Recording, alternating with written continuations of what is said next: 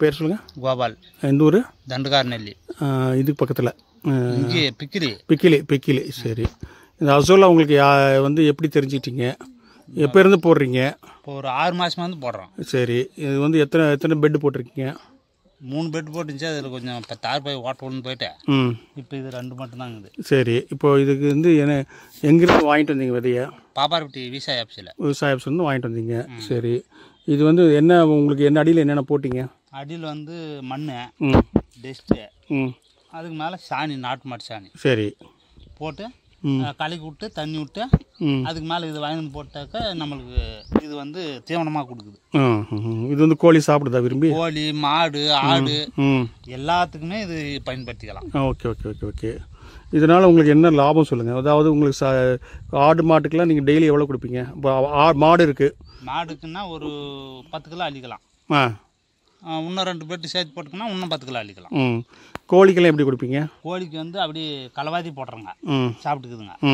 மாட்டுக்கு வந்து கொஞ்சம் தண்ணி போட்டு கழுவிட்டு தீவனம் தண்ணிக்கு காட்டும் போது போட்டு தீவனத்தில் காட்டிட்டா நல்லா.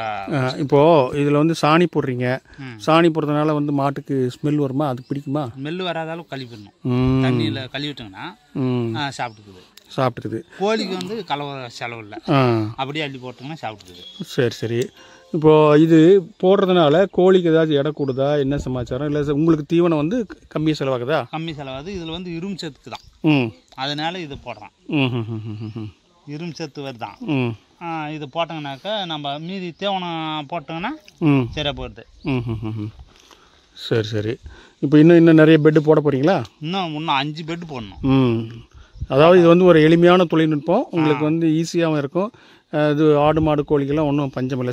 சாப்பாட்டுக்கு பஞ்சம் இல்லை. வறட்சியால் இருந்தாலும் நம்ம வந்து தார்பாய் இந்த வலை அவ்வளோதான் முதல் நம்ம. ஆமாம். அப்புறம் மேலே இதே நமக்கு உற்பத்தி பண்ணிடுது. எத்தனை நாளைக்கு ஒரு முறை மாற்றணும் இது? இதெல்லாம் அப்படியே இருக்கான், எடுக்க வந்துக்கிட்டே இருக்கும். வந்துக்கினே இருக்கும். இங்கே வேறு சிறுந்தா இருக்குது பாரு.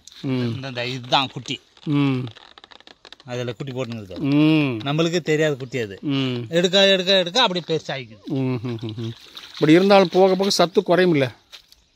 சத்து நம்ம சாணி ஒரு மாதத்தில் நாட்டு மாட்டு சாணிக்கு வந்து கரைச்சி விடலாம். அதுக்கு மேலே செம்மண் ஜலிசி கொஞ்சம் கொஞ்சம் போட்டோங்கனாக்கா அதுக்கு தான் அதுக்கு சக்தி. சரி. அப்போ இன்னும் எல்லாத்துக்கும் போடுங்க. நீங்கள் மட்டும் போடாதுங்க, எல்லாருக்கும் சொல்லிக் கொடுங்க.